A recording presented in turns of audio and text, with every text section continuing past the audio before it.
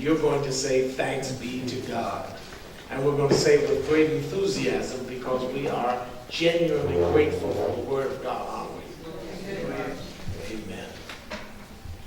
Put on the whole armor of God, says Ephesians 6:11, that you may be able to stand against the wiles of the devil.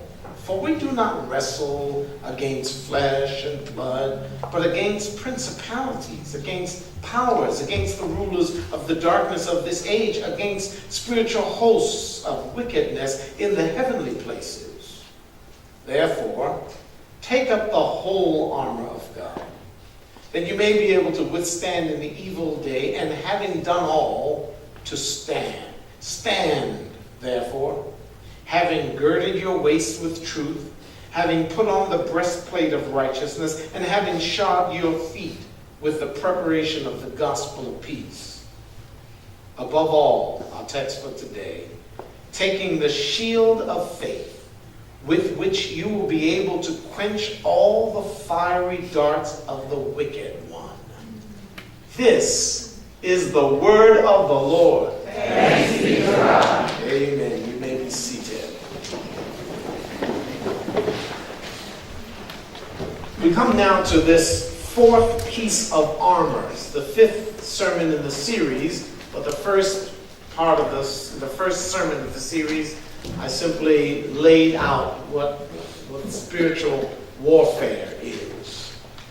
We've been looking at light of this situation, or in all circumstances and situations, take to yourself the shield of faith. It doesn't mean that this one rides above all the others, this piece of armor, in importance or prominence. Martin Lloyd-Jones, the late Martin Lloyd-Jones, whom they called simply the doctor. He was a physician turned pastor. Pastored a church in London for a number of years. But Martin Lloyd-Jones makes the observation in his commentary on this passage that with this fourth piece of armor, the language changes. In the first three pieces of armor, we were to have, and having your loins girt about with truth, and having the breastplate of righteousness, and having your feet shod with the preparation of the gospel. Martin Lloyd-Jones says, now we go from having to taking. Now take the shield of faith. Now take the helmet of salvation. Now take the sword of the Spirit.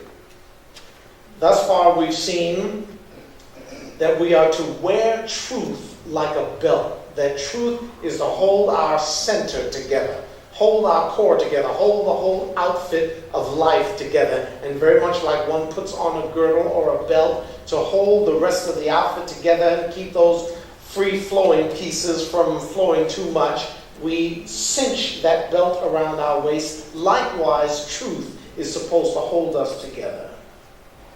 The breastplate for a Roman soldier would be that piece of armor that covered him from the neck down to the waist, covering the entire upper torso, and thereby covering the most vital of organs. And righteousness is to cover us when evil and doing wrong is an option. We clothe ourselves in righteousness. And you, with your fine feet, are to have your feet shod with the preparation of the gospel, the good news, the specific story that God sent his Son, Jesus Christ, to the earth to die a substitutionary death, and he died in my place on the cross. That is the good news of the gospel. And he satisfied the demands of a just God. Now we come to this fourth piece of armor, the shield. There is no Old Testament verse alluded to here when we read verse 16, but many times through the Old Testament, God is spoken of as a shield, our protector. I want to take you to a couple of them.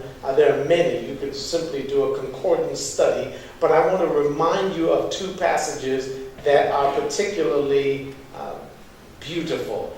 Genesis chapter 15, verse 1. I want you to be reminded of this word to Abram. Genesis 15, book of beginnings, verse 1 of chapter 15. After these things, the word of the Lord came to Abram in a vision, saying, "Do not be afraid, Abram. I am your shield,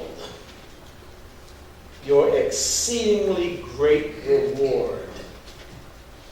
I am your shield. What you've been looking for, you're looking at. I am the one you've been longing for. I am your shield. What a wonderful image. You have played with children as I have, and I miss, by the way, I miss playing. Somebody bring me some babies. I miss playing with babies. Don't do anything radical. I don't want you to just go find some child and bring him in. That's called kidnapping. That's wrong. That's wrong. But I miss playing with babies. We got two Bando twins here, and they won't give me the time of day. They love their pastor, but they just won't talk to me. So I can't play with them just yet. But you remember playing with a child, and sometimes, especially if it's a mom and dad in the house, and one of them threatens to go chase the child. "I'm going to get you, I'm going to get you." And then they say to the other parent, "Mommy, protect me, protect me. Mommy, he's going to get me, he's going to get me." Or the other way around. You remember that? That's the image here in Genesis 15. Abraham, your enemies are going to be chasing you, but I got you. I'm your shield. I'll protect you. The boogeymen out there, enemies, powers of darkness, God is our shield. He shall protect us. I told you I was going to take you on a little tour. Go to Psalm 3.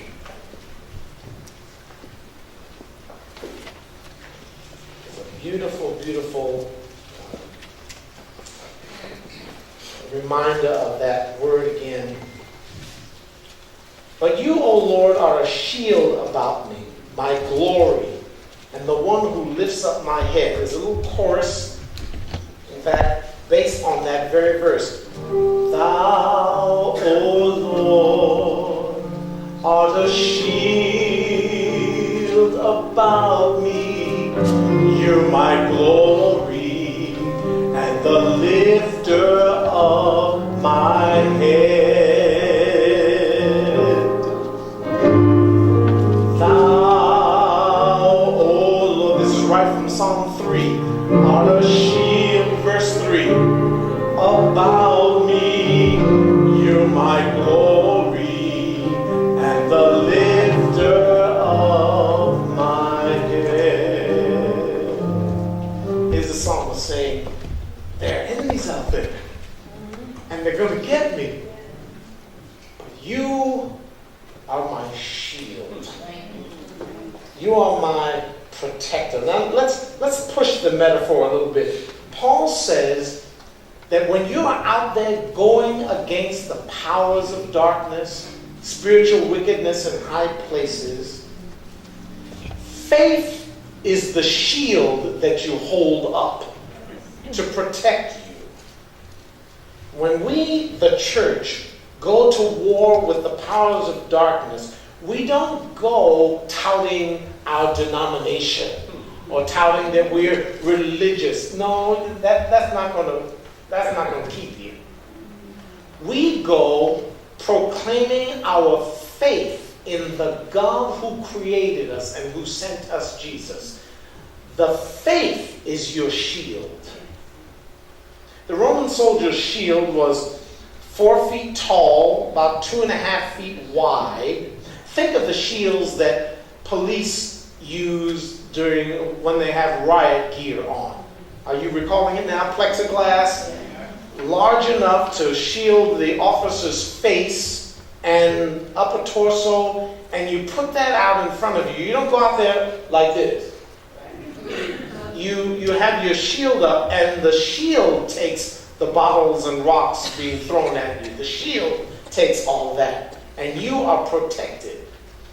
When Paul talks about our going against the powers of darkness, he warns us we don't go out there in our own strength.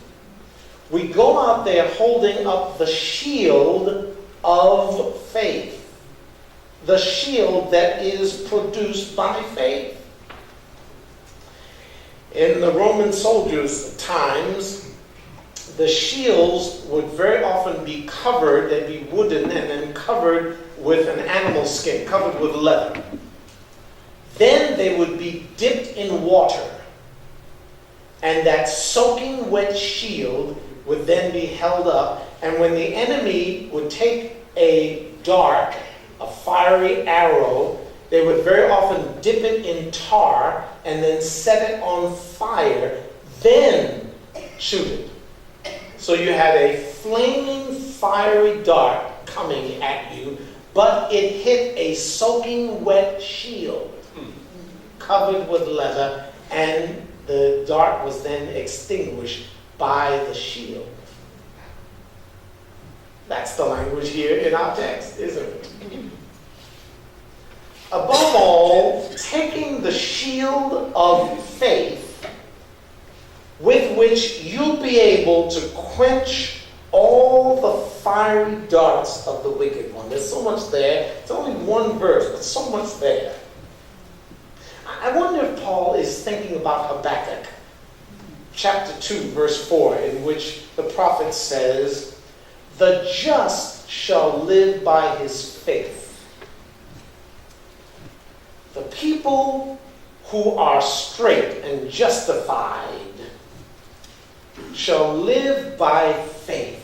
We are to live by faith, by trust in God.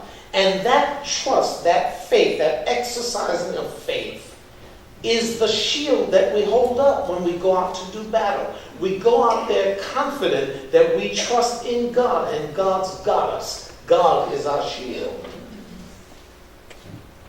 We must be careful. When we speak of spiritual warfare, it's very easy and tempting to put the emphasis on human agency and human energy and skills. So we'll hear people say, "I'm prayed up, I'm going out there." Well, your prayers are not what will keep you. It's the power of God that will keep you. We must be careful. We don't win because we're clever or we're well educated or we have money or we live in the right section of town or go to the leading church. We win because we fully trust and believe in our God, and the shield of faith protects us. It's impossible to overemphasize the importance of faith.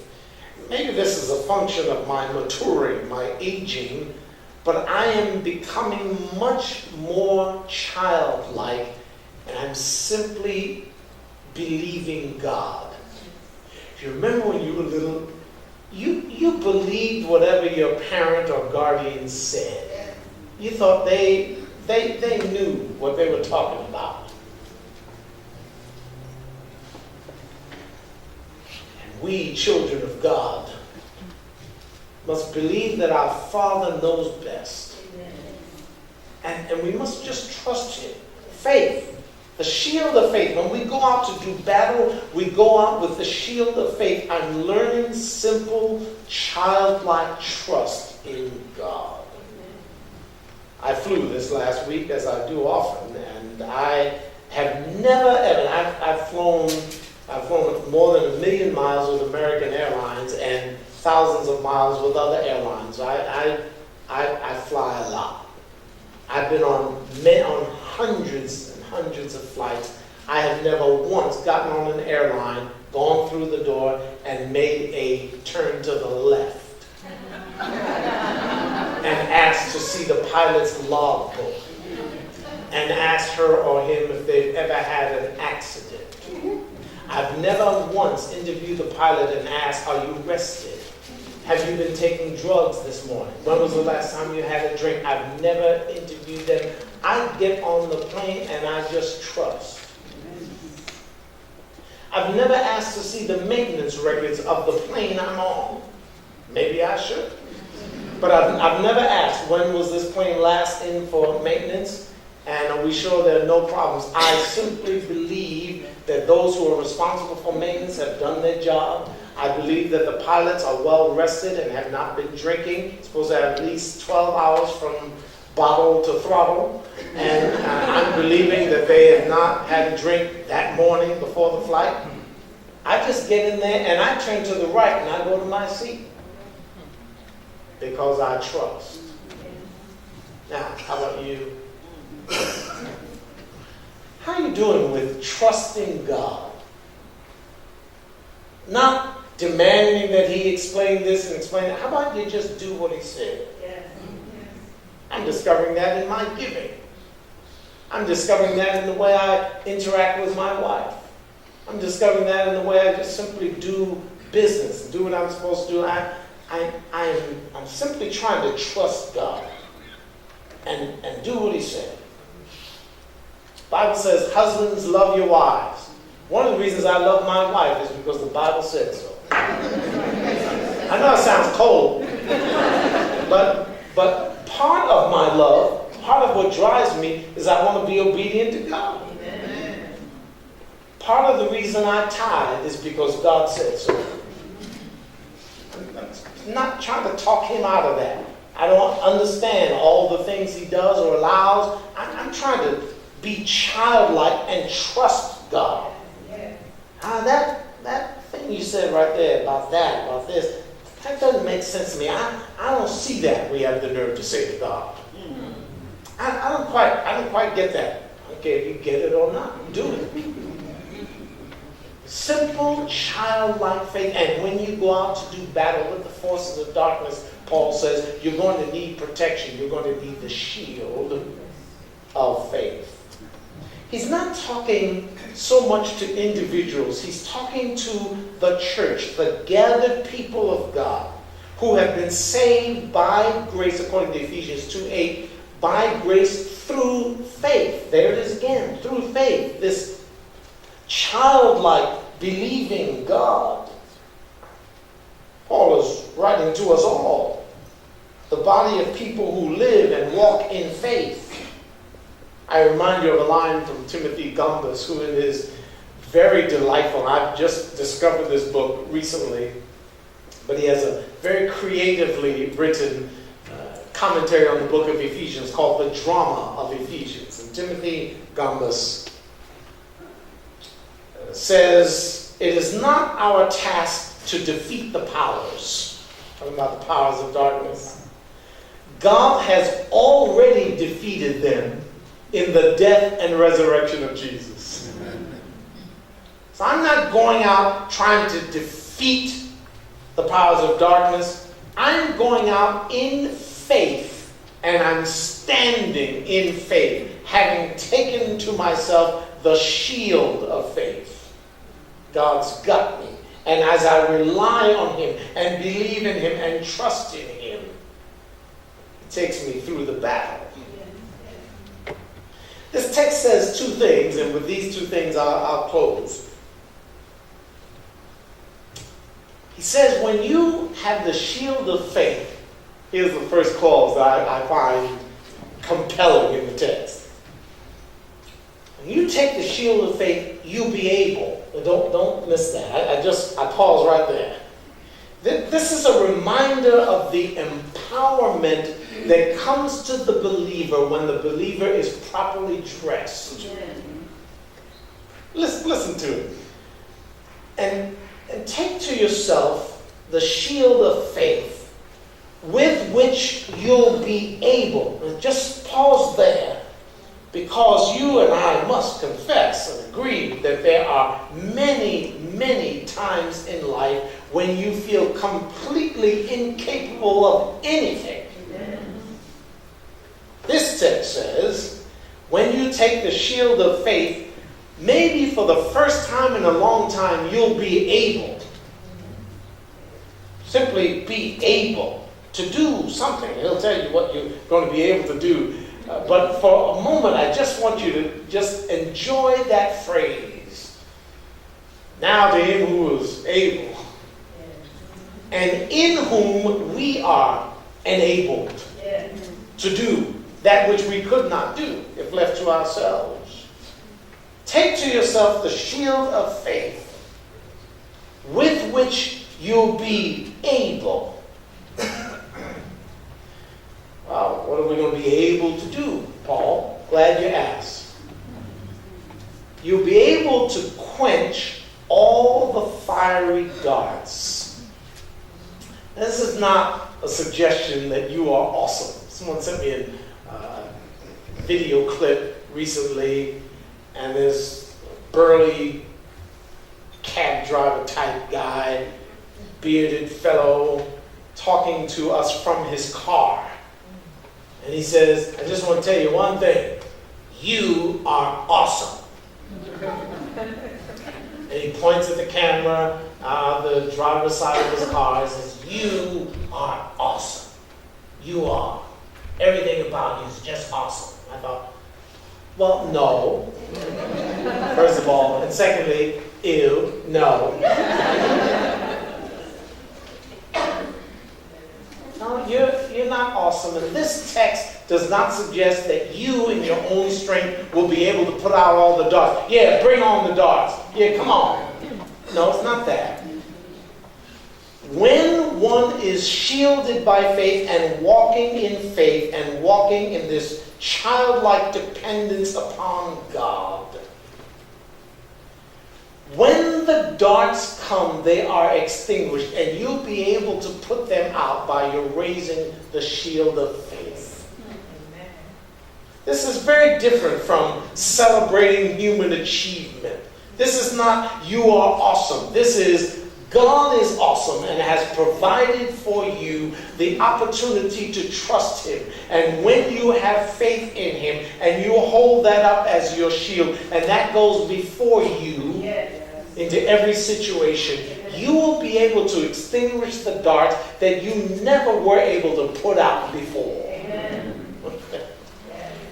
This text is all about God. This is not about us. This is not about what we can do. I'm so weary of hearing these celebrations of humanity, what the late Howard Hendricks called the glorification of the worm. You're not all that wonderful.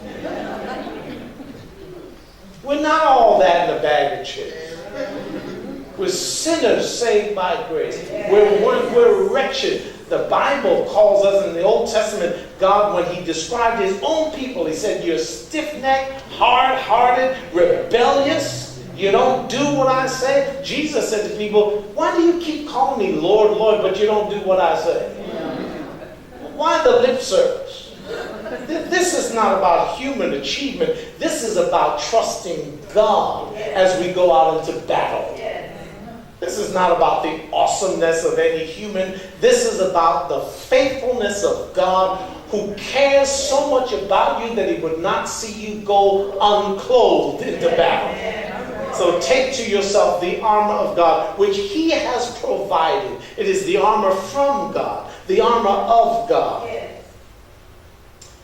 One of these pieces is this shield of faith.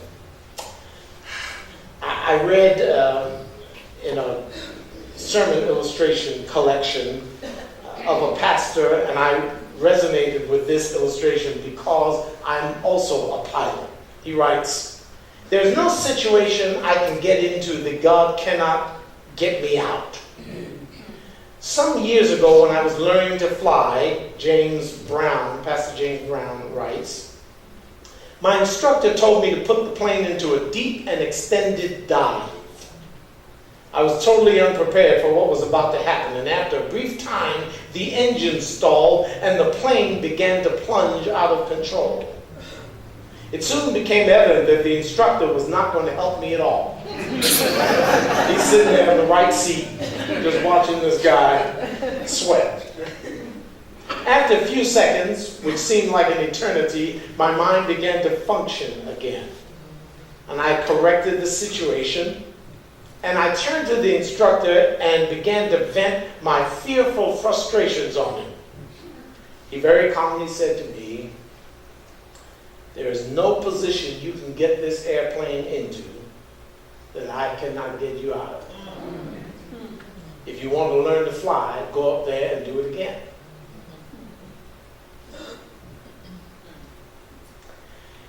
Pastor James Brown writes, "At that moment, God seemed to be saying to me, remember this, as you serve me, there is no situation you can ever get yourself into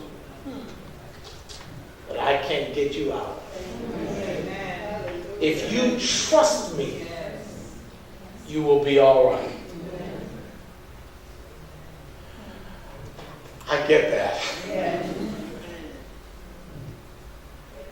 Yes, sometimes it does look like in this spiritual warfare we are not winning. It looks like the devil is winning. It looks like the powers of darkness are winning. But as we trust God, simple childlike faith, I don't give you heady theological constructs, childlike faith, believing God. The more and more you do that, the less and less the plane of life will spiral out of control. Just trust Him. The God we serve is truly, and I mean the literal sense of this word, truly trustworthy, worthy of your trust. So let us hold up that faith and that trust like a shield and go out into battle. Hey, I got to quit. Young Jake was walking along the beach one day, and he saw a matronly woman sitting under a beach umbrella, just looking at the water. She wasn't getting in. Young Jake went over to her and said, "Are you a Christian?" She said, "Yes, actually I am." "Do you read your Bible every day?" She said, "Yes, I do." "Do you pray often?" She nodded, "Yes." Jake had a final question. "Will you hold my dollar while I go swimming?"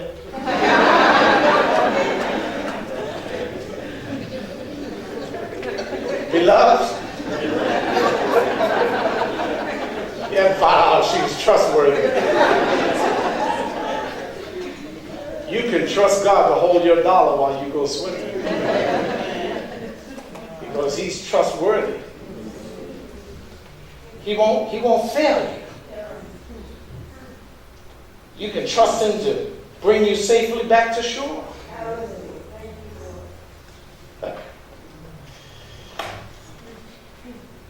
I said I was closing. I really am. Eventually. No, I'll tell you this one more thing. I want to return to giving, because I'm learning so much. And I told you, Rosemary and I, in this Dave Ramsey class, last session is this coming Tuesday, I'm learning so much about how to be a responsible steward. I only wish I'd heard these things earlier, but I only wish I'd acted on them in my 20s. I'd be a millionaire, literally a millionaire today, if I just saved $200 a month, starting in my 20s. I certainly could have done that. I was busy buying electric forks and such. Doing stupid stuff.